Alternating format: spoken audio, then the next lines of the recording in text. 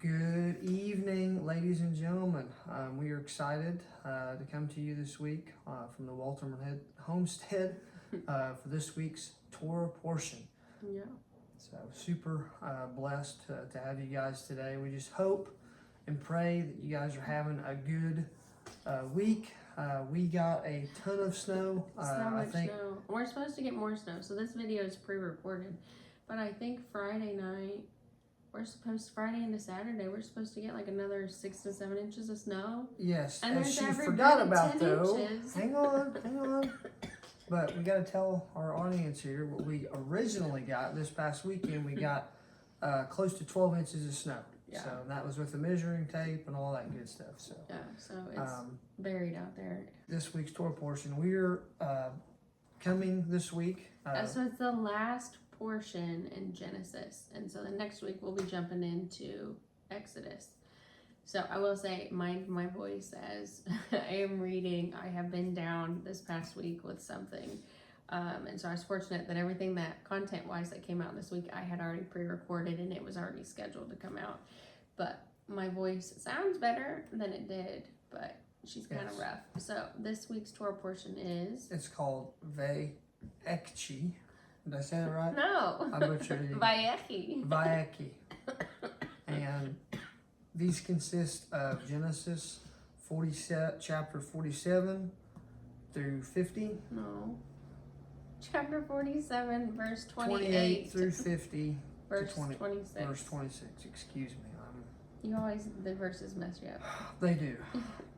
And also we will be reading 1 Kings chapter 2, verses 1 through 12, followed by John 13, verses 1 through 19. So if you haven't got a Bible or grab one on your way to get a Bible, please come join us and follow along.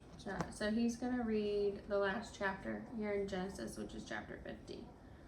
So we read from the Complete Jewish Bible, so the translation just sounds a little bit different, but it's just our favorite translation. But you read with whatever you understand and can take away from.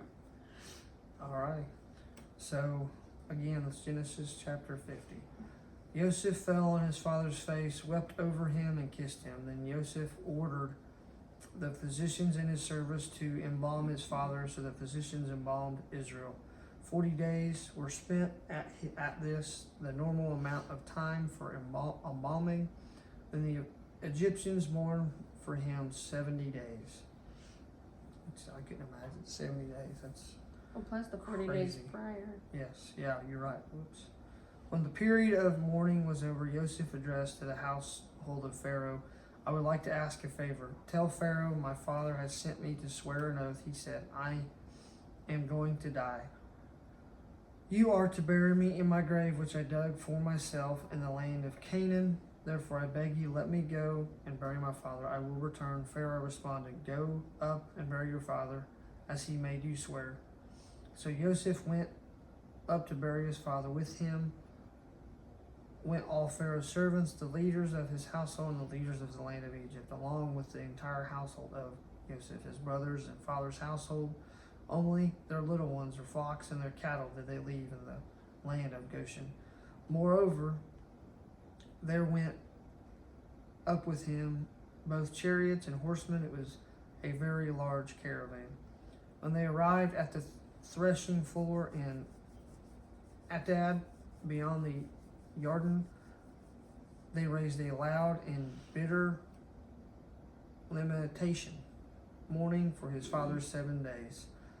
When the local inhabitants that Kenya saw the mourning of the floor of Atad, they said how bitterly the Egyptians are mourning.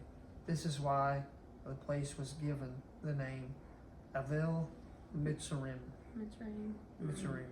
mourning of Egypt.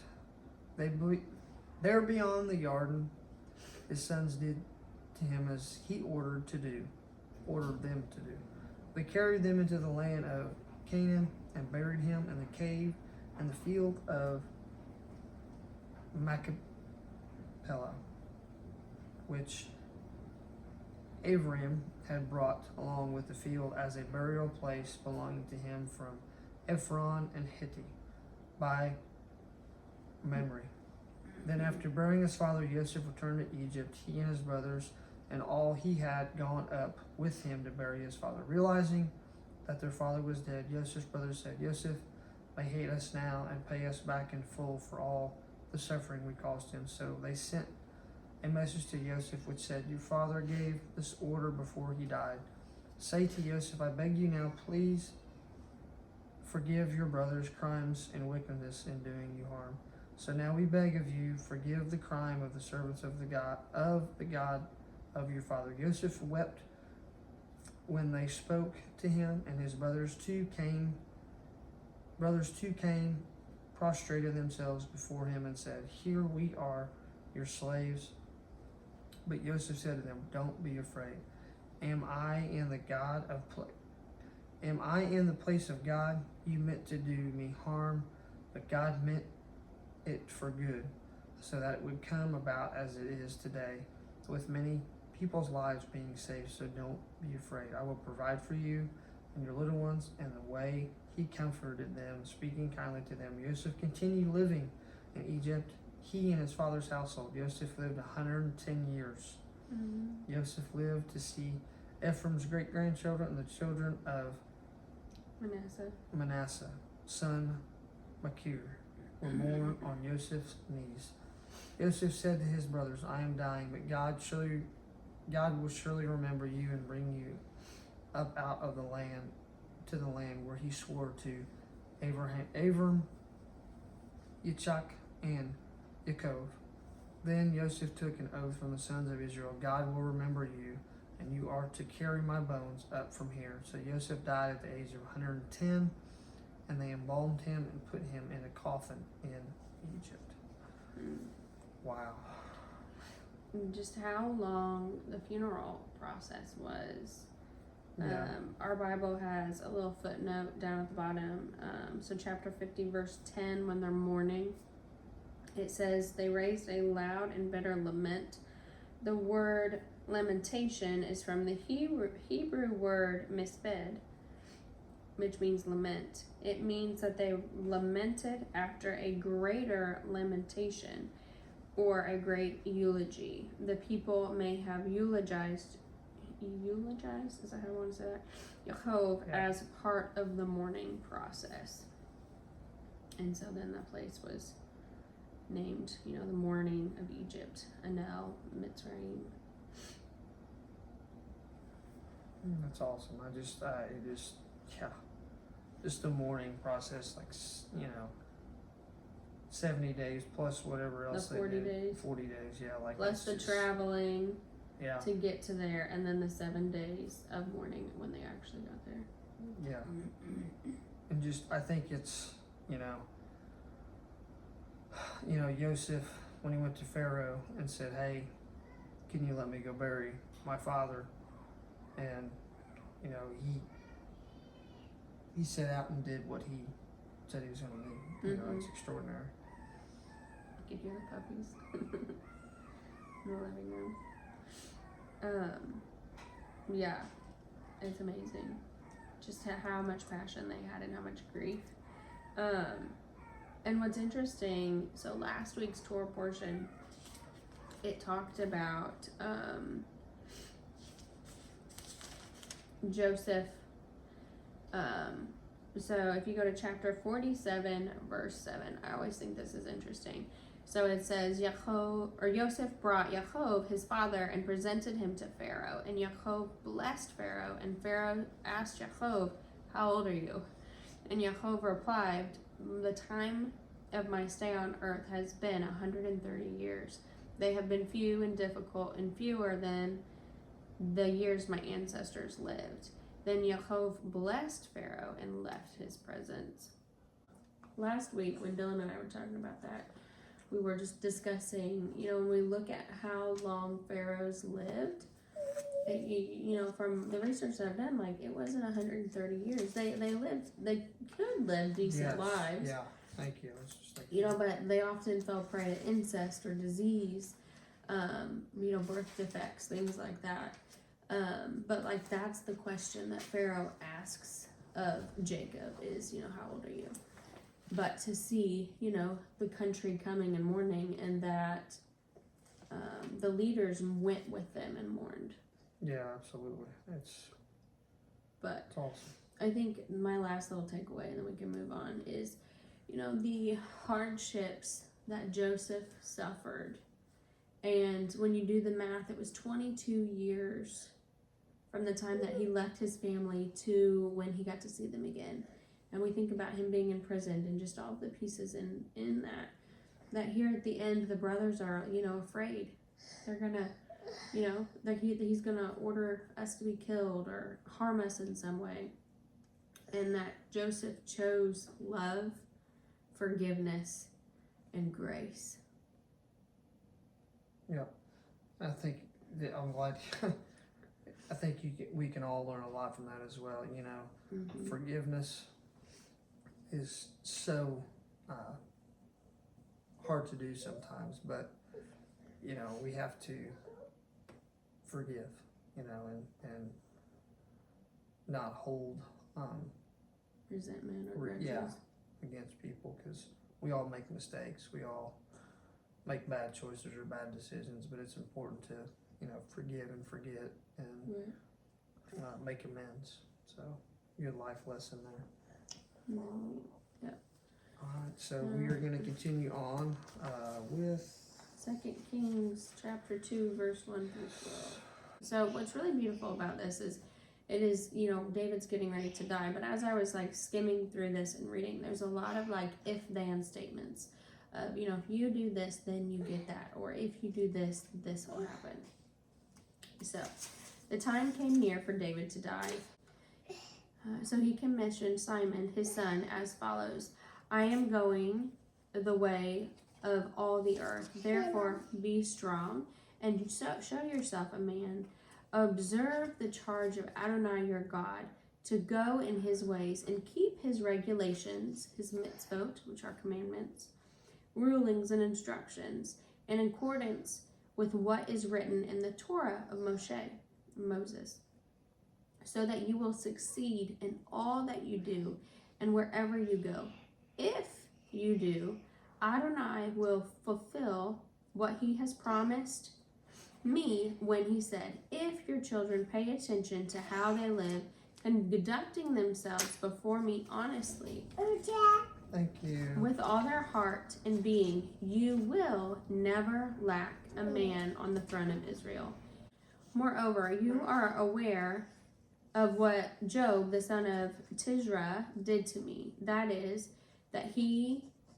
what he did to the two commanders of the armies of Israel, Abner, the son of Ner, and Amasa, the son of Yeter. He killed them, shedding the blood of war in peacetime, putting the blood of war on the belt around his waist and the shoes on his feet. Therefore, act according to your wisdom. Don't let his gray head go down to the grave in peace, but show kindness to the sons of Barazi the Gilead. Include them with those who eat at your table, because they came and stood with me when I was fleeing from Absalom, your brother. Finally, you have with you Shimei, the son of Gera, the Benjanite from Barak-Urim. He laid a terrible curse on me when I was on my way to Malachian, because he came down to me at the Yarden. So I swore to him by Adonai, I would not have him put to death by the sword. Now, however, you shall not let him go unpunished. You are a wise man, and you will know what you should do to him. You will bring his gray head down to the grave with blood. Then David slept with his ancestors and was buried in the city of David. David had ruled Israel for 40 years, 7 years in Hebron and 33 years in Jerusalem. Solomon sat on the throne of David his father, and his rule had become firmly established. Wow. That's, whew. You see the if ands, and when you follow after God, you know, you will lack nothing. You have blessings. But also we can look at the difference of David and Joseph, of just how they handled situations and handled things. And that David saw his son's wisdom. Right. Before he was even gone. I just think, to me, this like kind of like, I know you have it highlighted. You know, I am going the way of all the earth. Therefore, be strong, show yourself a man, observe the charge of Adonai, your God, to go in his ways and keep his regulations. You know, that's so powerful to me because, you know, that's what he wants us to do. You know, Adonai wants us to hold his regulations and use that as a tool for, not, you know, us. Right. Our everyday lives. And I think it's beautiful whenever we look at God's Torah, his regulations, his rulings, they line up, and you can like place them on columns almost of, you know, how God wants to be loved, how we can love our neighbors, how we can take care of things, how we can take care of ourselves, how we deal with sanitary things. I mean, the list is just endless. It's all just how to live a good and healthy life. It really is. And oh, you need that one over there? But how, when you look at it, it all points back to Jesus. All right, so we are reading John 13, verses 1 through 19. It was just before the festival of Pesach, and Yeshua knew that the time had come for him to pass from the world to the Father, having loved his own in the world, so he loved them to the end. They were at supper, and the adversary had already put the desire to betray him into the heart of Judah ben Shimon from Kerat. Yeshua was aware that the Father had put everything in his power and that he had come from God and was returning to God. So he rose from the table, removed his outer garments, and wrapped a towel around his waist. Then he poured some water in a basin and began to wash the feet of Talmudim and wiped them off with the towel wrapped around him. He came to Shimon Kepha, who said to him, Lord, you are washing my feet? Yeshua answered him, you don't understand yet what I am doing, but in time you will understand. No, said Kepha, you will never wash my feet. Yeshua answered him, if I don't wash,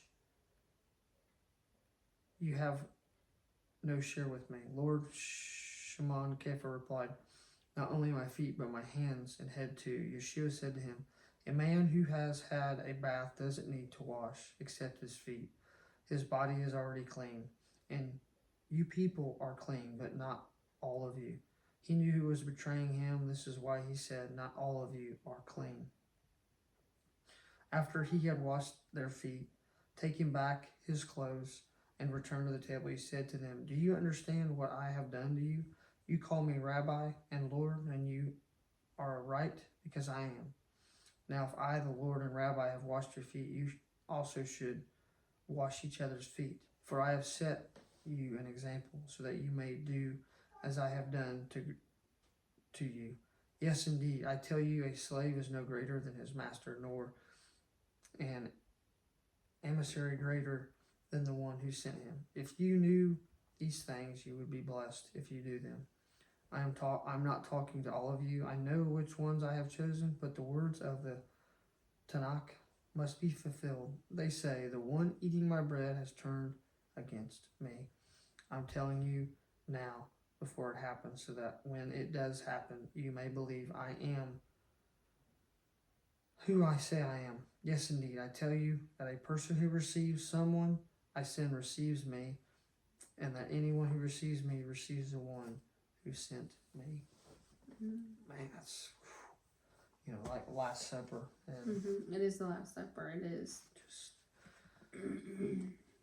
well, I just couldn't imagine being in Yeshua's shoes and like already knowing that he knew that someone was going to betray him. You know, like how hard that would be, you know. Well, and I'm sure for him, he could feel the evil. He could feel that betrayal spirit on what's his name? Judas. Yeah. Yeah. And like, I mean, just the beauty of foot washing. You know, when we celebrate Passover as a family, we wash each other's feet. And how at that time period, you know, you were either barefoot or you had sandals and you walked everywhere you went. You didn't have cars. And so your feet were grimy, they were dirty, and that he got down and he washed them in the dirtiest of the dirty part. And he took care of them because it's the job of a slave to do. Right, exactly. Or the host's wife, the woman who, you know, lived there. Yeah. It's just extraordinary. Mm-hmm. Like where it says, you know, yes, indeed, I tell you, a slave is no greater than his master, nor an emissary greater than the one who sent him. Mm-hmm. You know, like that, just that context is just, you know, I value those words like today, and I know I do this a lot, but you learn a lot from the Bible. Is just such a knowledgeable tool. Mm-hmm. Like you can incorporate into your life certain aspects, you know, certain situations, and I think about that. Like I always say, you know, respect and honesty, and you should respect anyone. You know, you shouldn't be, no matter what title you have or where you're at. You know, you should never be better than somebody. Right, and you should love everyone. Yes, you know, love is. As you key. were reading, my brain went back to Joseph. Like the first verse, having loved his own people in the world, and he loved them till the end. Bam. And it goes back to that last verse that we were talking about with Joseph, that he loved everybody and he took care of everybody, even though they betrayed him. Yep. And to me, that says. This is so much, but I think that's all that we have. That is all that we have. A slow, quiet evening. We are. We just thank you so much for joining us for this week's story portion. I think that towards the end we got a little bit tired, but yes. But we just wanted to give a shout out to everyone again. We love you, and we're praying for you. And if there's any questions or comments, there's prayer requests. Thank you. You can message us, and we'd love to chat with you. So, with that, may Adonai bless you. Yes, may Adonai. I was waiting on you. Adonai. Set me off. She's on fire. Oh, that's a word for it. May Adonai bless you and keep you. May his face shine upon you, and may he give you his shalom. Shalom. Shabbat shalom. Shabbat shalom. Yes.